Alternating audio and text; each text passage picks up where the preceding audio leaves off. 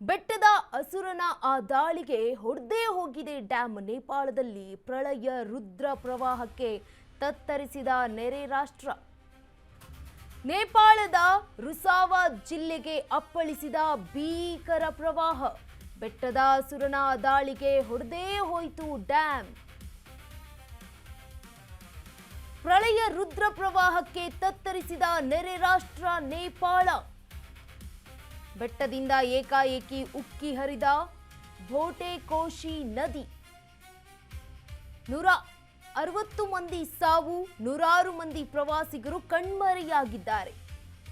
ಭಾರತ ಮೂಲದ 150ಕ್ಕೂ ಹೆಚ್ಚು ಪ್ರವಾಸಿಗರು ನಾಪತ್ತೆಯಾಗಿರುವಂಥದ್ದು.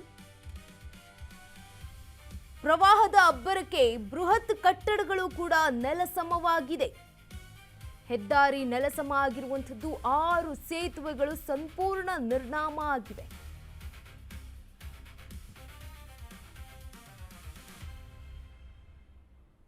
ಪೀಡಿತ ಪ್ರದೇಶಕ್ಕೆ ಹೆಲಿಕಾಪ್ಟರ್ ಹಾಗೆ ಸಿಬ್ಬಂದಿಯನ್ನ ನಿಯೋಜನೆ ಕೂಡ ಮಾಡಲಾಗಿರುವಂಥದ್ದು. 6 ಜಲ ವಿದ್ಯುತ್ ಯೋಜನೆಗಳು ಸಂಪೂರ್ಣ ಹಾನಿಯಾಗಿದೆ ಇದರಿಂದಾಗಿ.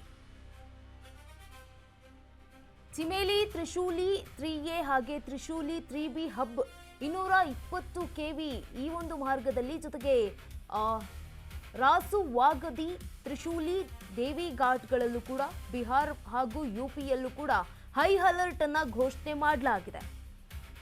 ಕಷ್ಟದ ಸಮಯದಲ್ಲಿ ನೆರವಿಗೆ ನಿಂತಹ ಭಾರತದ ಪ್ರಧಾನಿ ನರೇಂದ್ರ ಮೋದಿ ಅವರು ಇದೀಗ ನೇಪಾಳಕ್ಕೆ ನೆರವಿನ ಭರವಸೆಯನ್ನ ಕೂಡ ಕೊಟ್ಟಿದ್ದಾರೆ. ಪ್ರಧಾನಿ ನರೇಂದ್ರ ಮೋದಿ ನೇಪಾಳದ ರುಸ್ವಾ ಜಿಲ್ಲೆಗೆ ಅಪ್ಪಳಿಸಿದ ಭೀಕರ ಪ್ರವಾಹ.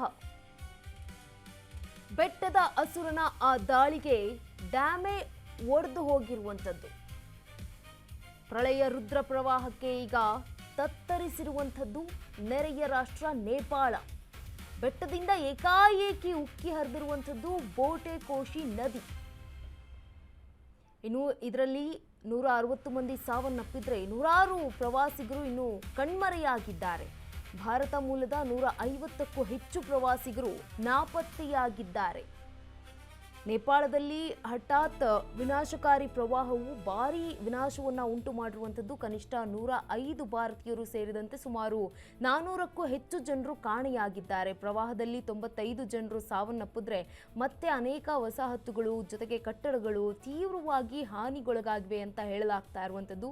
ಈ ಹಿನ್ನೆಲೆಯಲ್ಲಿ ಭಾರತವು ಕೂಡ ಈಗ ನೇಪಾಳಕ್ಕೆ 10 ಟನ್ HADR ನೆರವು ಮತ್ತು ಅಗತ್ಯ ಔಷಧಿಗಳನ್ನು ಕಳುಹಿಸಲಾಗಿದೆ.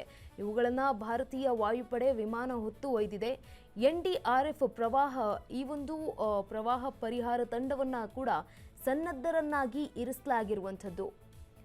ಇನ್ನು ಕೋಶಿ ನದಿಯಲ್ಲಿ ಉಂಟಾದಂತಹ ಭೀಕರ ಜಲಪ್ರಳಯದ ಸಂಕಷ್ಟವನ್ನ, ಭೋಟೆಕೋಶಿ ನದಿಯಲ್ಲಿ ಉಂಟಾದಂತಹ ಭೀಕರ ಜಲಪ್ರಳಯದ ಸಂಕಷ್ಟವನ್ನ ಎದುರಿಸ್ತಾ ಇರುವಂಥದ್ದು ನೇಪಾಳ. ಅಲ್ಲಿರುವಂತಹ ಈಗ ಜನರಿಗೆ ನೆರವಿಗೂ ಕೂಡ ಧಾವಿಸಿರುವಂಥದ್ದು ಭಾರತ.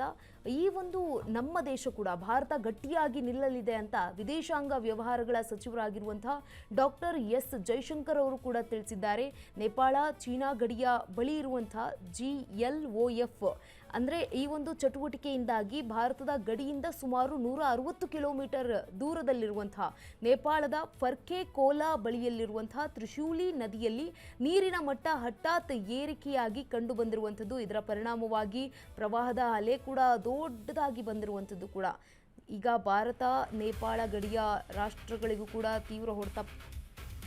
ಇಶಾ ಫೌಂಡೇಶನ್ನ 77 ಯಾತ್ರಿಕರ ಸುಳಿವೇ ಇಲ್ಲ. ಜಾಲತಾಣದಲ್ಲಿ ಪೋಸ್ಟ್ ಮಾಡಿ ಸದ್ಗುರು ಕಳವಳವನ್ನ ವ್ಯಕ್ತಪಡಿಸಿದ್ದಾರೆ. ಇಶಾ ತಂಡದ ಒಂದು ಗುಂಪು ಈ ಪ್ರವಾಹಕ್ಕೆ ಸಿಲುಕಿದೆ. ಇಶಾ ತಂಡದ ಒಂದು ಗುಂಪು 77 ಮಂದಿ ಇಮಿಗ್ರೇಷನ್ ಕಚೇರಿಯಲ್ಲಿದ್ದರು. ನೇಪಾಳದ ಇಮಿಗ್ರೇಷನ್ ಇವರಿಗೂ ಕೂಡ ಅಧಿಕೃತವಾಗಿ ಯಾವುದೇ ಮಾಹಿತಿ ಹೊರಬಂದಿಲ್ಲ.